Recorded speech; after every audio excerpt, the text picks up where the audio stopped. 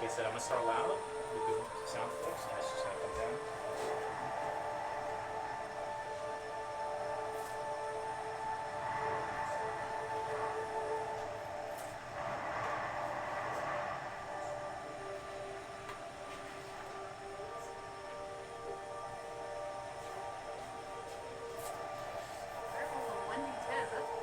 Yep. I use a deep sound for my Eldritch Blast. Phone's on vibrate. Phone's on vibrate, and I'm gonna put it in my front pocket because of that. Just because I'm a deviant. Hello, everybody. Welcome to the Strange Realms. I know there's probably one or two people watching from home on a stream. We have a small one-shot game I'll be running today. I am the master, the dungeon master of the game. My name is Stan Smith. And I'll be playing today with four lovely individuals for this one-shot. For those of you who don't know what a one-shot is, it's a small game that can be done within a few hours. I found one that's pretty interesting, which I think you all appreciate.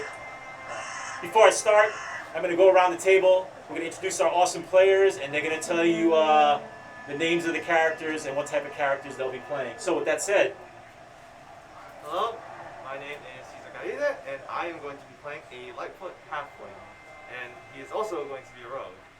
Now, of course, from back then, since he was in the orphanage wasn't doing so well, and because he has seen this, he did happen to, steal a little bit of gold here and there, but mostly for good intentions as to help the orphanage. okay. So now coming back to this bar, you'll see how this plays out. So he's playing a rogue, and as he says, though he does have sticky fingers, it's for the good cause. Next up. My name is Giovanni. I'm going to be playing Kane tonight. He's an ASMR warlock. He's actually a celestial warlock who has made a pact with an angel. It works for the best interest to try and heal and save people over dealing damage. Awesome. Young lady. My name is Kelsey. I'm playing a wild magic sorcerer named Katie, and she is a little bit crazy. Awesome. Last but definitely not least. Alright, my name is Dustin. I am playing Lockhart, who is a silver dragonborn paladin who worships Bahamut, the platinum dragon. Lockhart. Yeah. And you, what's your character's name? Kitty, K-I-R-I. K-I-R-I. What's your character's name? Kane. Kane? Like Cain and Abel? Yeah, like Cain and Abel, yeah. Big Daddy Kane? Big Daddy Kane. Sir? Cento. Centaur? Cento. Cento. S-E-N-T-O. What happened to Bob? That shit's like real easy for me when you guys go all exotic. My name's Deborah. There you go. Alright, just before we start the game, again, I use models, maps, miniatures. I use theater of the mind a lot, sound effects, and music and ambiance. We'll try to keep our voices high and clear so everyone watching at the chat can sort of have an idea what's going on. This game is called The Letter. So with that said, let's begin.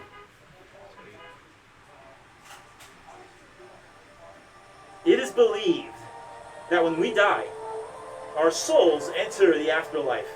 But when we don't get a proper burial, our souls are left to wander the realm of the living for all eternity. And when a lost soul can never enter the afterlife, it becomes a conduit for something darker, something malevolent, something purely evil.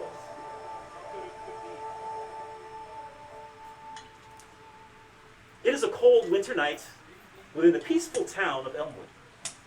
Our journey actually starts within a small tavern called the Green Dragon Inn. The town is somewhat empty. The tavern is somewhat empty except for two drunk individuals sitting at a bar, a bartender tending to them, and a mysterious hooded figure sitting by a lone fireplace. As one of the two men wafts a froth from his lips, he stares curiously across the bar at the hooded figure, almost annoyed. And the hooded figure sits in solace and quiet, looking and reading a single letter. The drunk man that watches him leans over to his friend. "Oi! What's with the stranger? He bloody can't say hi. He comes into our bar. He sits quietly, taking all the heat from the fireplace. I don't like it. What do you think? And his friend looks at him and says, well, they're both obviously drunk. The first one says, I am gonna go make sure the stranger's not a stranger anymore. He takes a quick sip of this wooden mug, places it down, uses his forehand to wipe off some L that's on his mustache, pulls up his pants, and he starts walking across the bar, staggering, going towards the unknown man sitting at the fireplace with the hood. He stands over him and he says, Oi, you deaf stranger? Or bloody rude? And again, the man sitting at the fireplace with the hood places the letter down at a table next to him, but continues to stare straight at the fireplace. The drunkard, not getting the response he wants, looks back at his friend. His friend goes, so he turns back again, and he says to the hooded man, I'm speaking to you, stranger. This is our tavern. We ain't seen your kind in here before. Don't ignore me. And at that moment, the drunkard reaches up and grabs the hood and yanks it down violently. And suddenly, the man turns around and stands up. Dustin, can you describe what your Dragonborn looks like?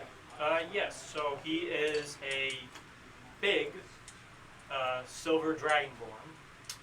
He's about like 6 feet, 6 inches tall. He's big, let's just say that. He's wearing silver and blue armor. You want me to put Yeah, mine? please. Yeah.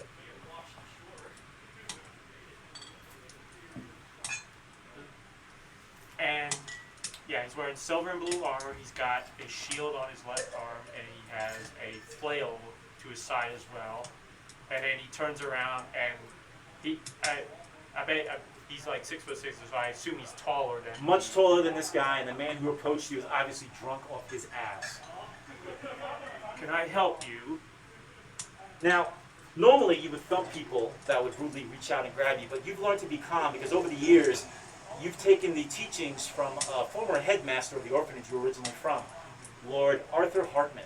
This man took all people in, dragonborn, halflings, dwarves, anyone, and he taught them wrong from right. But after 10 years ago, the orphanage disbanded due to financial reasons. You and all your other orphanage brothers and sisters went about your business. And what brought you here today in this unfortunate situation with this drunkard in this tavern was a single letter. And normally you would just brush it off, but the letter had a symbol of the orphanage, the House of Promise. So here you are. The drunkard is looking right at your chest and slowly looks upward at you. And he hears your words. He steps back a few feet. Reginald, come over here. The other drunk puts up his thumbs and starts waddling over as well.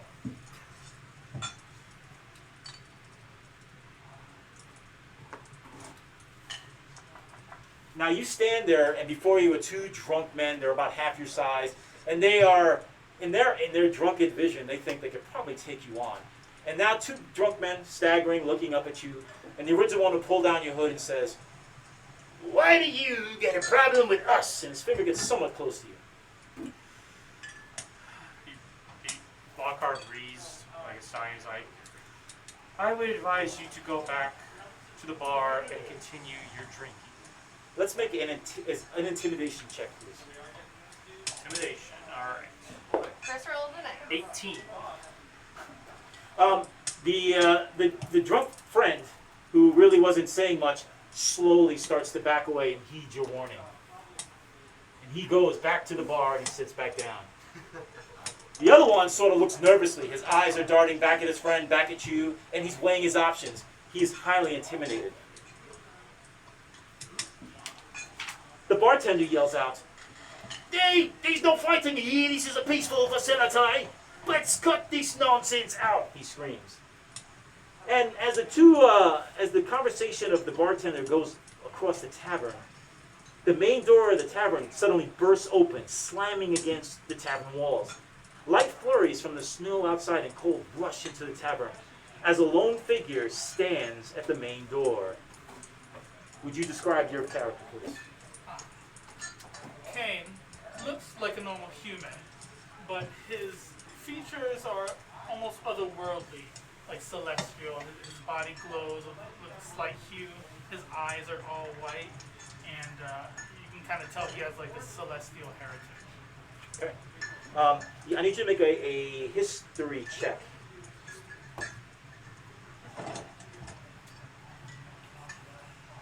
That is an 18. Jesus Christ, you one of those nights.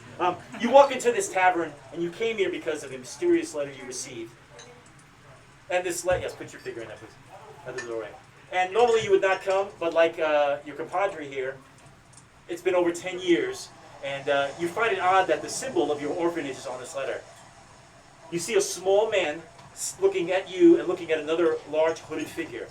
Because of your high roll, you immediately recognize the figure as your long-lost foster brother, Slide this way. Oh, Towards Lakar. Okay? Lakar. Lakar, you immediately recognize your brother from the foster home, and this is over 10 years ago. Walking into the door. The doors behind you slowly close, and you've got this small man that looks at both of you.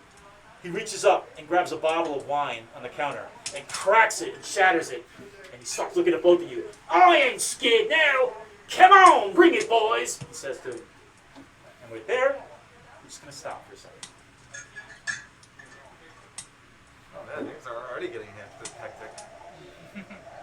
The streets of Elmwood are quiet as snow gently falls from the evening sky.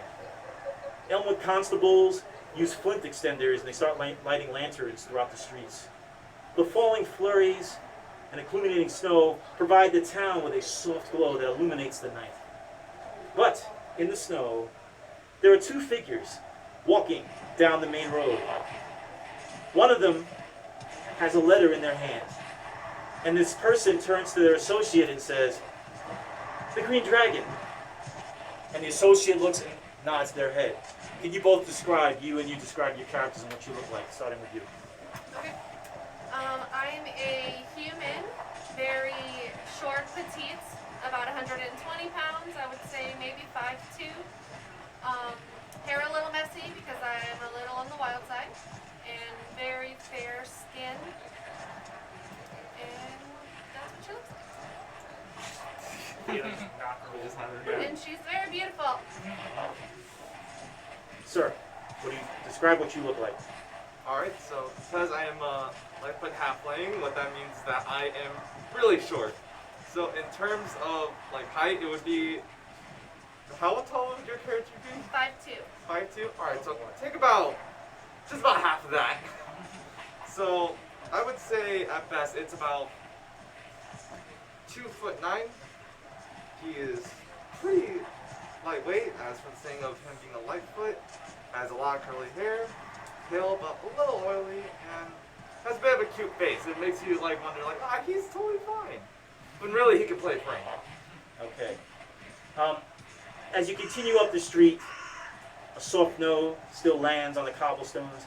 You notice two children huddled together in front of a tavern with a wooden sign that rocks back and forth in the cold wind. It's the shape of a dragon, and it's painted a dull green. Light pours out from several windows within this establishment and spills out onto the snow-covered street. The two children are huddled together. It's a boy and a girl. The girl's about 10 years old with long black hair, and the little boy's about 7. He's holding a small stuffed doll. Upon seeing you, the little boy quickly runs behind the girl. Both of them are shaking in the cold. She sort of puts her arm behind him to protect. You see her holding her hand out with gloves. The gloves are all ripped, so her bare fingers are showing. Passing by and villagers are going to and fro. Nobody is stopping to help these kids out whatsoever. You guys both see this. Can I give them my hood? Or my cloak? Can I have Is that what you... That was cold out. I'm aware. Okay. No deal.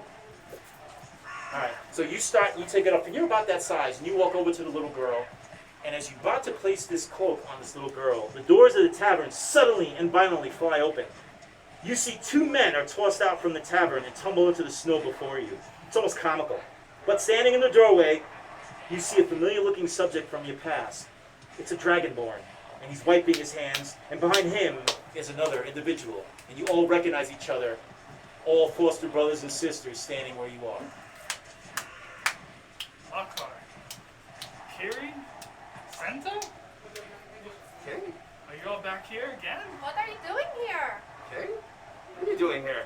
I came back the letter.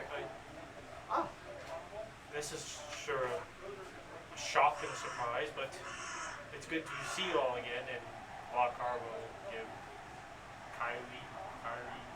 Kiri like a big hug and get her off her feet.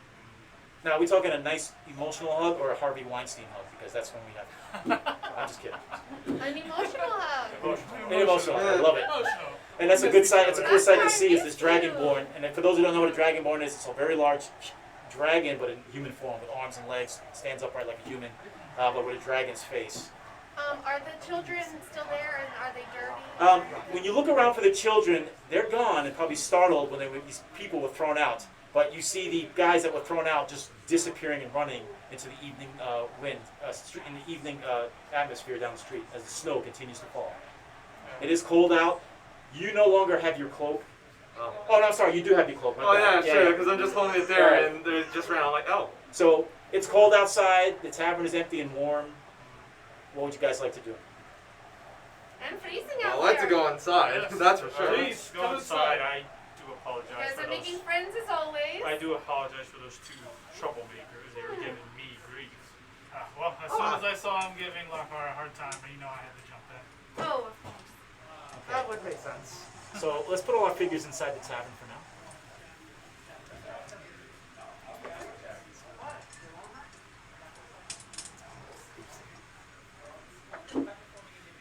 All right, so you're all together. You haven't seen each other over 10 years. Each of you have a single letter. You both have one. You each have an individual. But this information hasn't been shared yet. So I take it you all are here for the same reason, and Lockhart pulls out the letter. We have one too. Ah, Actually, I also received one. Now the letter said something. Do you guys remember what it says? I sent you an image. Yes. Are they all the same? They're all the same. And at the bottom of the letter, there is the logo or the symbol of the House of Promise, which was run by Lord Arthur Hartman. Would somebody like to read it nice and clear? Nice. You have it? Yep. Let me know. Within the 7th month of the 2nd evening, your presence is urgently requested at the Green Dragon within the village of Elmwood. Make haste. And of course there, with the symbol. So it's a very cryptic letter they received, just telling him to be at this tavern in this town on this night. But no other information. The bartender says, "Oi, it's almost closing time. If you want a drink, let me know now." And he's wiping the top of the tavern bar, and he's taking away the old cups that the other two gentlemen had, and he's putting them under the bottom of the sink. Please, let me at least buy one for you. Just a water for me, please. A water for the lady, please. What would you like to have? I probably just have to have the water as well. A water and Lockhart, please. I'll have an ale, please. An ale for my friend, please. I'll have an ale with him.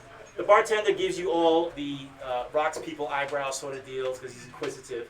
Yes. And then he goes and he starts preparing drinks. At this moment, the cold night air rushes toward each of you as the snow outside rushes inward. The doors fly open, and you see two children standing there. You recognize them from outside. They both are huddled together, and they look over at each of you. The young girl holds up her hand out, and she says, "Please, kind sirs, we want to go home. Please, anybody has any money that can help us?" And before you can even answer, the bartender says, "Get out of here, you rugbats! Get out of here! We don't want your kind in here. Next thing you know, they'll close my establishment down because two children are in here." And he says it very rudely to these kids. Oh, please, sir. They're, Wait, they're with us. yes, exactly. They're with us. Thank you, Santel. When you say that, you look at the kids, and the doors are slowly closing, and they're gone. They probably went outside crying or upset. Same children? Same kids, yep. Okay. The bartender says, "You know what? No drinks tonight. We're closed." And he starts putting the stuff back around. You see him walking around, started putting out torches. Wow. I was really thirsty, boys. I apologize. Is there any way that we can persuade you otherwise, sir? "I have to go home to my family, sir." Hi. So he's ready to close down. He's putting out torches. You guys see that he's not going to debate this at all. He wants to close the tavern. He's a little angry about the customers being thrown out with the locals, And now the fact that kids came in and you guys were sort of trying to tell him no, they should stay more or less. Excuse me, sir. I would like to give you this gold coin for your troubles. Make a charisma roll, please. Oh, shit, yes, wait. Say Nine. a 9. He holds up the coin, puts it on the counter, spins it, and flicks it right back at you. Take your coin elsewhere. I don't want your money. It's time to close. And there's a chill, and the doors sort of rattle. The windows are rattling. It's really cold outside, and you really think about these two children that just walked out. Sir, it's rather cold out. Please, if you can find it anywhere in your heart to allow us this, and we will gladly pay you for it. He reaches behind the counter and pulls up a broomstick. Don't make me use this. Leave now before I use this and I call the town guard, he says. So who has a high intimidation? Really? A broomstick? He's standing there with the broomstick. He wants to go home, and he tells you, I have kids too. I have to go see them. You gonna prevent me from seeing my family? At least my kids aren't out in the streets begging. Lockhart, maybe we should let the man go on with his business. We can find possibly somewhere else to take our business. Yes. Very Probably. well. Let us leave this establishment, and Lockhart just gets up and just walks out the door. All right. Everybody following suit? Us follow suit. You follow suit, and the last noises you hear of the bartender locking up shop. Now, going outside, the cold night air rushes again towards you as snow begins to continue to fall. There's a soft whimpering that draws your attention, where you see a pair of children standing under a light post within now a lifeless street. These are the same two kids that actually came into the Green Dragon Tavern. Both are huddled together as the young boy bashfully peeks out behind his sister's back at each of you. The young girl slowly and quietly steps to you, and she says, "We really want to go home. Please help us." The little boy sort of looks back and goes hiding back behind his sister while he holds his little toy. Well, where do you live? Well, we live just outside of town, but we're scared to go home, the girl says. Oh boy, is that Bye, guys. She says, our house is, well, ever since Father went missing, our house became haunted. So we don't want to go home, and it's the only place we can go. If you really want to help us, take us home and get rid of the ghosts. I love ghosts. Ghosts. As in It's an abomination. people you can see through and everything. as an undead is the correct term is. Oh. Otherworldly spirits who still roam the land. Now, when you're talking, the little girl's innocently watching both of you, and occasionally the little boy's peeking out behind her back watching as well. Snow's falling. You see it landing on their heads. It's landing on all of your heads. Well, I say, whatever we do, we need to get these children out of the snow. It's beginning to creep up on me as well. I agree. So, this doesn't have to exactly be home tonight, now does it? Like points at my deep schools. Well, I mean, it's up to you, my friend. How far away is your house? The little girl looks at you and she says, it's about 10-15 minute walk just outside of town. Well, then we can do Oh, that. never mind. Yeah. Yes. He was wanting to break in as soon as the tavern keep left. So, What? He's a We shifty took little this guy. out? the two children are Was that a watching secret? again I'm sorry. as time is going by, as you're debating, and they're sitting there and they're shivering. Peace out. I think we should get these children home as soon as possible, or else they're gonna get sick from being out here. Agreed. I agree, Lockhart. I'd also like to get some more. Oh, You're about as small as they are, my friend. You must be freezing down there. oh hush. All right. So, what are we going to do? We will take the children home. Okay, when you say that, the little girl eyes open up. She turns around to, she bends over and whispers to her little brother something. He seems excited.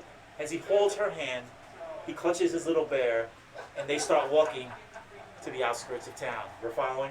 Yeah. Yes. Yeah, How following. dark is it outside? It's nighttime, but it's lit because you've got lantern poles, Lantern poles. Okay. and the snow is glowing because of the moon. Okay. So the whole area is somewhat nice and Somewhat Yep, illuminated. there's a nice Alright. glow to it. So,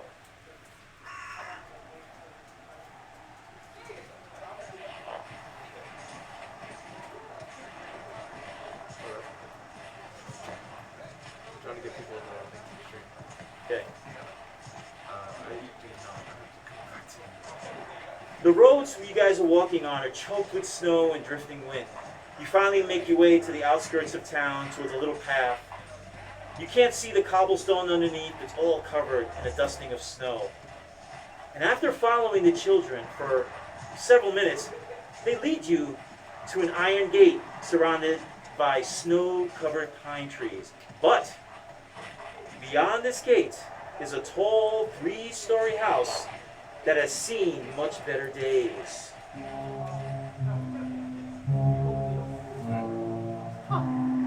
Very scary. The windows are dark and grimy.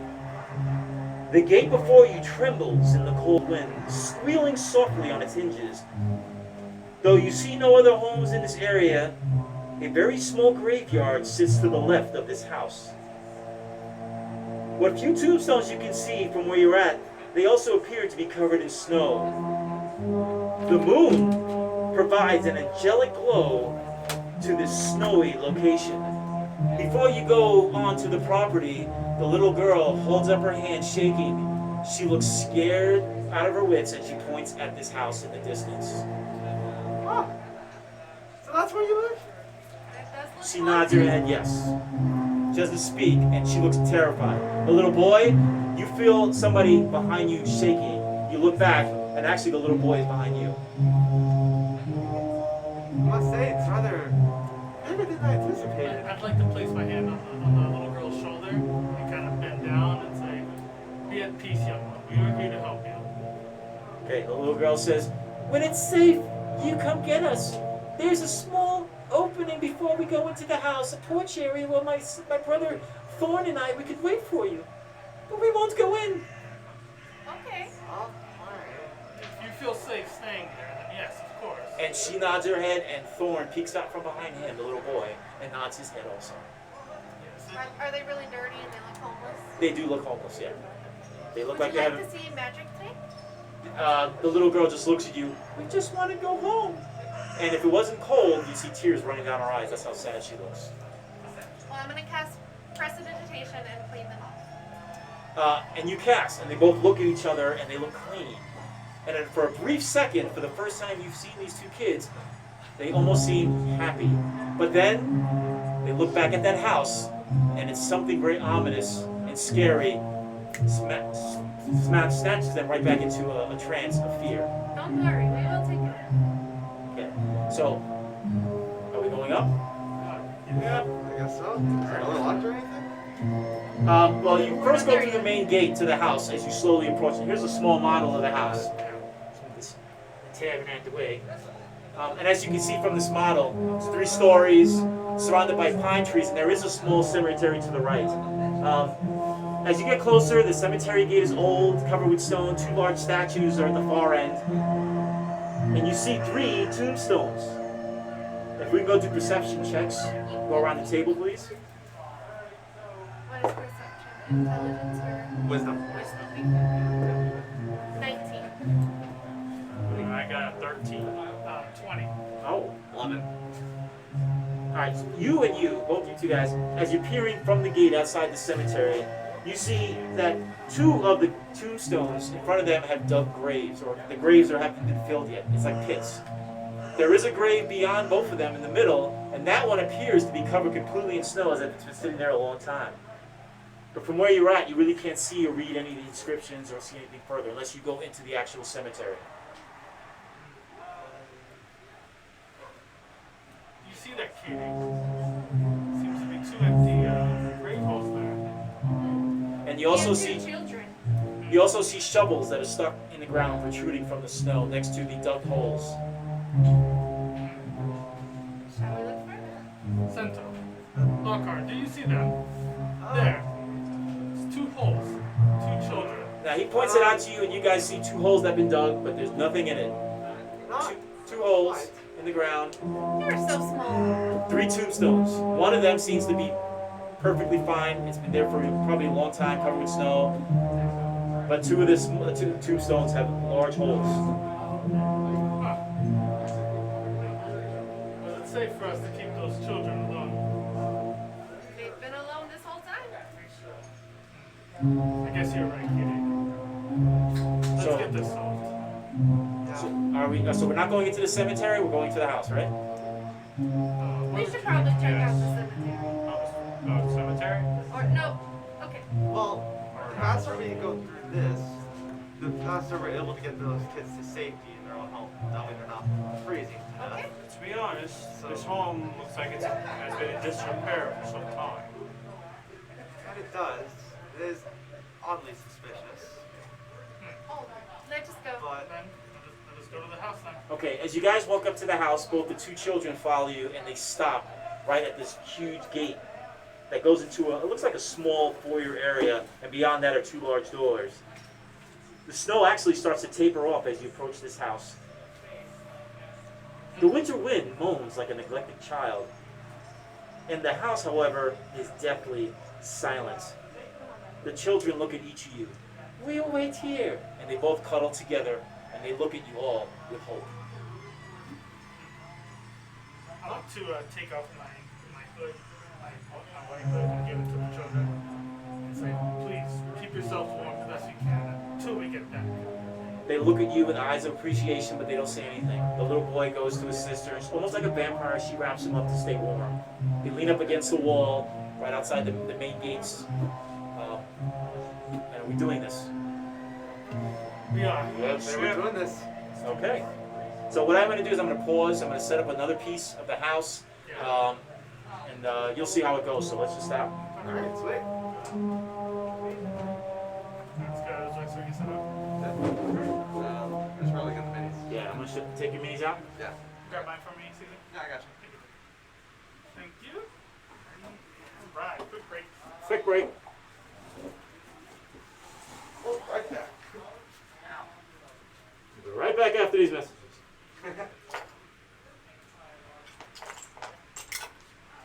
Thank you, Stan. Sorry. I was It's all right. famished. Sorry about that. The players needed a meal break, and we didn't need them to get all freaking hangry, I think the word is, right? You millennials use. Robin comes out. Let's do this. You thought it would be something like Just have to wake you guys up. Recharged. Standing in the front by the front door, there are two large oak doors. Sit quietly as the soft image of light emits from beneath the doorway from inside this mysterious house. Who's gonna open the doors first? Akar will do it. The Dragonborn, you reach up, you open the door.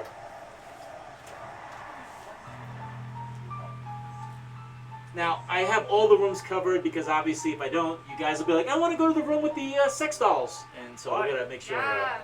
Wait, what? Upon opening the doors to this house, they slowly creak open. Ignoring a shiver, you escape the winter cold and cross into a stone portico of the house. But you find yourself in an immaculate foyer, illuminated by melting candles affixed to a single candelabra dangling from the ceiling. To your right, there are 5 beautiful paintings, and also crests cling to the wall. These paintings are odd, they're of different people. One of the paintings of a paladin holding a sword with rays of light. Another is a stoic pirate looking at a large map. There's another painting of a female cleric raising some kind of mysterious amulet with a large raven perched on her shoulder. There's another painting of a large man grinning, holding a massive battle axe. And there's another weird painting of a female playing a mandolin with a strange child wearing a jester's cap dancing around her. Aw. Above the paintings there's a plaque, and the plaque reads, "Family is everything," and it's in dull gold lettering. But at the end of the foyer, silent and brooding mahogany framed doors lead deeper into this house. An eerie silence and chill are in the air. So, what are we going to do at this point? That cleric looks very beautiful. That's lovely. Have you seen the pirate? Oh yes, very Very handsome. handsome man. So, alright, we're at this point, we're in the foyer. I'm assuming we're all in there. Yeah. Tastes of art. And you're done. I'm And sure you're they're done. great heroes. And you're proud. I'm sure they are. The doors behind you outside slowly close. You think you hear locking sounds, but you're not too sure. And now we're in this warm, lit foyer. Two large doors leading deeper into the house are before you. Did either of you shut that door? I certainly did not. Oh. Can I check the door and see if it is locked? You go put your hand on the door to outside. It is not locked. Huh. It is not locked. Oh, Okay, well, okay. it did say haunted, so Well, I guess we were expecting something. Continue on then. If it's not locked, then. Okay, so we're gonna move up. Or, You grab both handles. The handles are beautiful and they're made of brass. You go to click them down. You hear the unlocking of the doors. It actually feels warm. And you go to push the doors open. Let's move that big one that says first floor, please. I'm down. Man down. Get up, Sento. What are you doing? Don't worry about what I'm doing.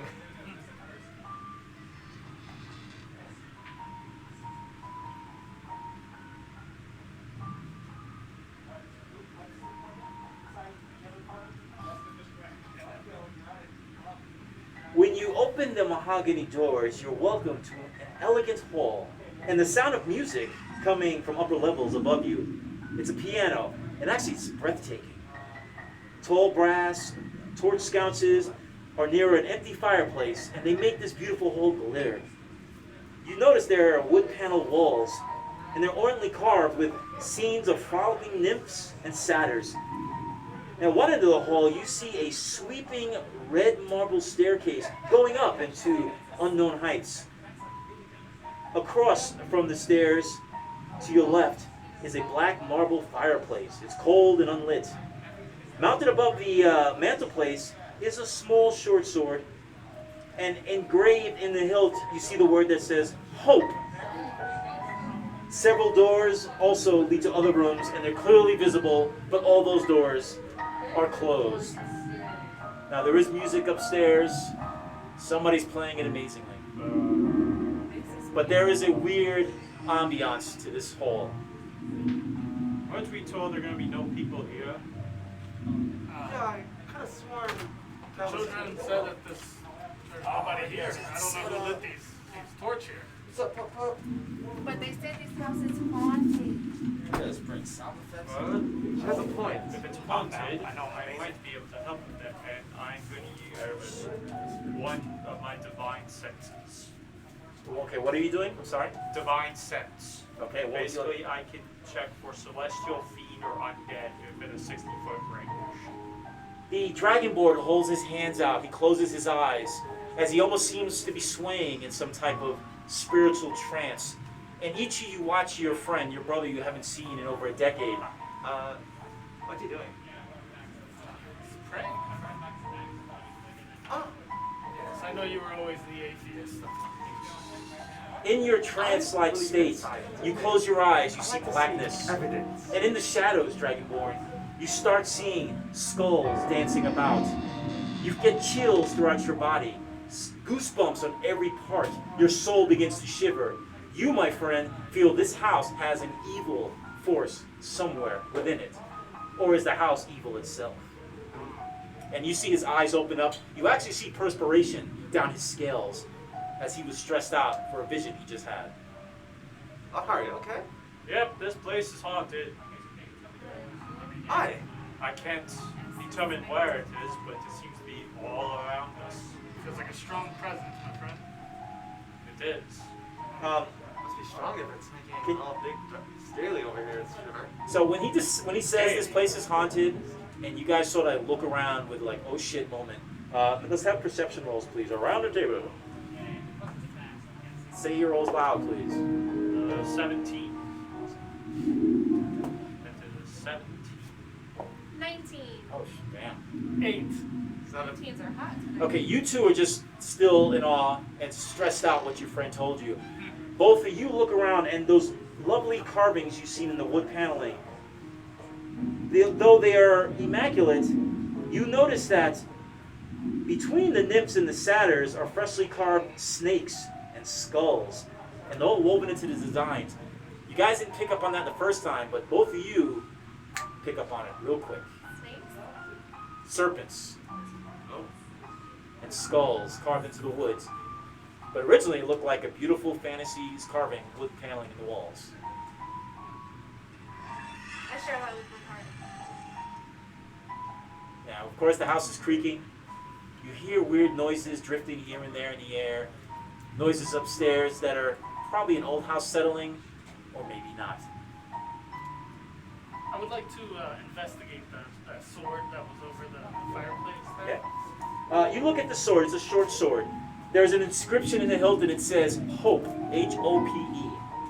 Make an Arcana check, please. 9. It looks to you like this is a workable short sword. That's about it. Alright.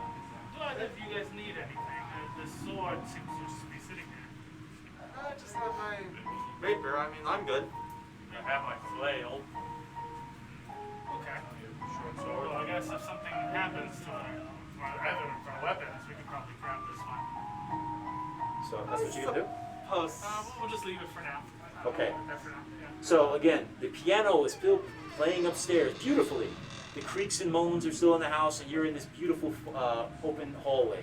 Doors are closed around you, but there's a sense of uneasiness creeping over your souls. You feel it. But you can't put your nose on it. You, Dragonborn, you know something malevolent is in this house. So, should we see where that music is coming from, or continue down here? I'm a little curious on the piano. And when he mentions the But- piano, silence upstairs. The piano stops playing. I think I Well, spoke that's too not soon. ominous at all. I think we spoke too soon. Yes, sir. Are you sure we shouldn't check out the rest of this floor before we start heading upstairs? We don't want anything to come behind us. I second that. Yes? So, Lockhart, do you agree? I agree as well. so what are the plans? We are going to Going investigate. to investigate the lower floor, so we'll check one of these doors here. Okay, so which door would you like to go to first? What's your name? Okay. Okay. Guys, there's a door right here in front of me. Let's go in this one. Now she sees there are two doors in front of her, one to, obviously to her left and one to her right. Which one would you want to open up first? The one to the left. Okay. Kiri, please be careful. Maybe let Lockhart or Sento. Let's remove the big one that says first It's floor. okay.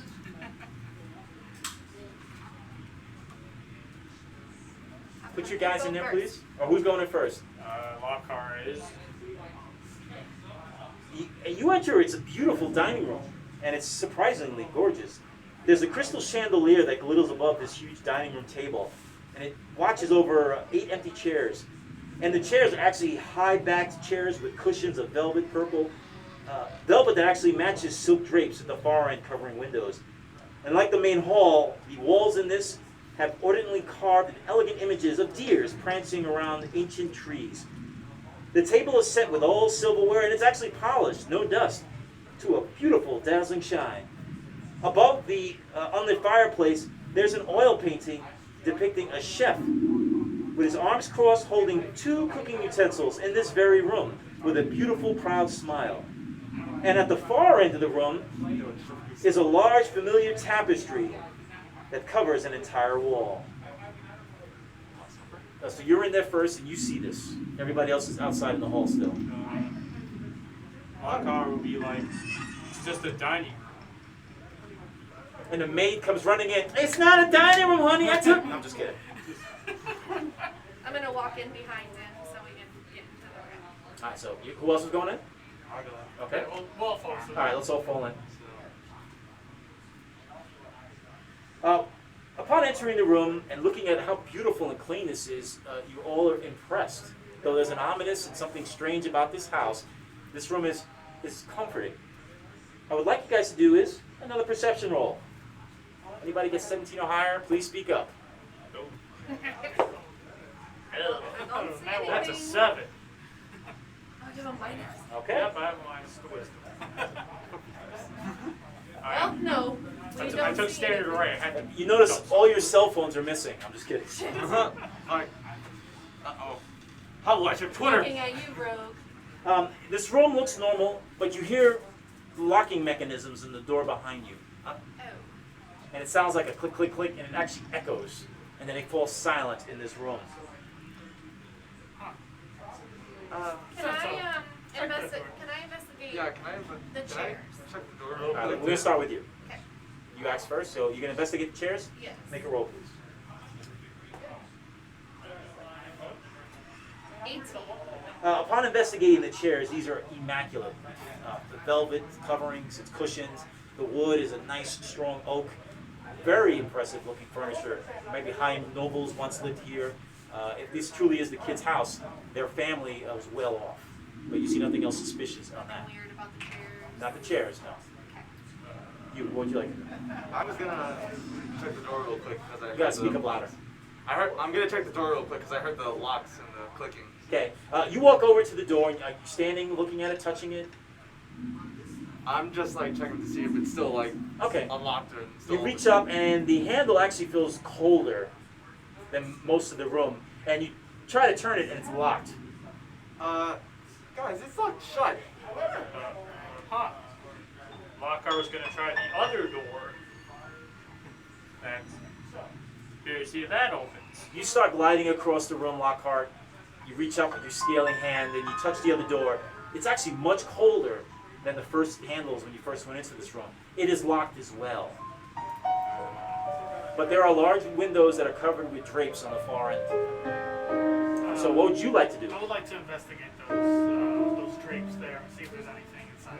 The curtains? Yes, the curtain. Yeah, you walk over to the curtains, and they're beautiful. They go from the ground to the floor, and there's a brass bar across the top.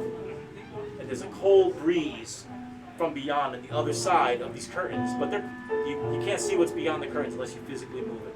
Okay, I would like to move over. You reach over and you move it, and you see behind the curtains just a wall. You go to the next curtain, a wall, and another curtain. All those curtains are concealing walls, no windows. Guys, we're stuck in there. There's nothing behind these drapes. It's just a wall. But I can feel the wind. Oh. An illusion. Stick your hand. I'll give it a shot. I try to touch the wall just to make sure You it's touch the wall, and it's ice cold. You pull your hand back a little bit, and you see frost on your fingertips. Do not touch that, guys. Lockhart, do you sense anything in the room? Well, the whole house is evil. Well, yes, but in this room in particular. Okay, when he mentioned this to you, Lockhart, you sort of start looking and scanning the room very carefully with the precision of somebody looking for a particular investigative clue. I need you to make a perception roll. You can do it, buddy. That's a 1. It's not a natural 1, it's 2 minus 1. After you're asking him the question, you see him looking around, and he's not responding to you whatsoever. Can I try? Okay, you stop. You stand next to him with your little halfling self. Now, both of you, it's almost comical seeing this huge dragonborn and this halfling side by side. I'm just gonna climb on top of him and then look. The halfling jumps on his shoulder and starts looking around like a meerkat popping out of a hole. Let's make a perception roll. Alright. That is an 11. You needed a 10. Awesome. Because of you elevated on his shoulder, you take a look at the painting that is above the fireplace of the chef in this very room. Originally, he had a very proud smile with cooking utensils crossed like this. But now you see his face has an evil grin. And the cooking utensils are down, and you almost see them animated in the painting as they come to its side. Hello. Suddenly, the silverware, the plates, the forks, the glasses, all on the table start vibrating and levitating violently off the table, shaking upward. Guys. That chef was not like that before when he got in here. I need everyone right now to make saving throws. We're going to start with you, sir. What sort of shape? This is going to be a dexterity saving throw. 16. You start seeing forks and knives and plates flying at you, but you keep moving and jumping out of the way as they shatter behind you on the wall. Next up. I look around. 12. You too dive out of the way from these flying silverware. A wine glass smashes next to you as the shards nearly miss your face. Sir. Very spooky. 4. Uh-oh. You get bombarded by all sorts of silverware and plates. You take 3 slashing damage. You feel the cold sweat going down your face, but it's actually blood, and it goes down your neck, goes down your shirt, under your armor, and you feel it going down your body. Saving throw, dexterity. That is a 24. You start doing cartwheels and somersaults, bouncing off the table as all the silverware that's flying all over the room misses you. You're doing this with ease. Now we're gonna roll for initiative. That's the powerful thing. Of course. Ain't real good. Ain't real good either. 5. I got a 16. What did you roll? 11. I got a 4. Yes, bottom of the pack. Well then. This You rolled a is- 4? I rolled What'd a you roll? 4. 5. You go first. I go. Not really. Ready to go, team. The order's gonna be Kane, Santo, the silverware, Kiri, and Lockhart. So, Yeah. you have an option. Right now in this room, all the silverware is flying around like a tempest. Smashing, coming up off the ground, all animated. The painting of the chef looks more sinister. He has a huge grin on his face, and he's almost animated as he's raising up the silverware in his hands in the painting. What would you like to do? I would like to look towards the painting. Like, I think it's him. And I want to draw like geometric shapes with, with my hands in the air. louder. I want to draw like geometric shapes in the air with my hand, and then just fire an Eldritch Blast towards the painting. Ooh, I'm gonna need a ranged attack, my boy. Okay. He's shooting the painting. 17. And that is a hit. Describe again what you just did. All right. So I, with my hands, I made this like glowing, like ethereal-looking geometric shape in the air, and then as I finished the shape, I kind of hit it with my palm, and a blast comes flying out towards the painting. And go ahead. That is 9 damage, 4 damage. Wow. You hurt. As he shoots this Eldritch Blast at the painting, it shatters and hits the floor. All the silverware that's flying and floating falls and drops to the ground. The room falls silent. Very good, job. Kane. Very good. The painting is shattered in pieces. You stop the madness, and you hear the unlocking mechanisms of all the doors. So, with that said, I need to take a 2-second break. So, just give me 1 minute, please. Thank you very much. 1, 2. Taking a break real quick. Just 2 seconds. I got to make a quick call.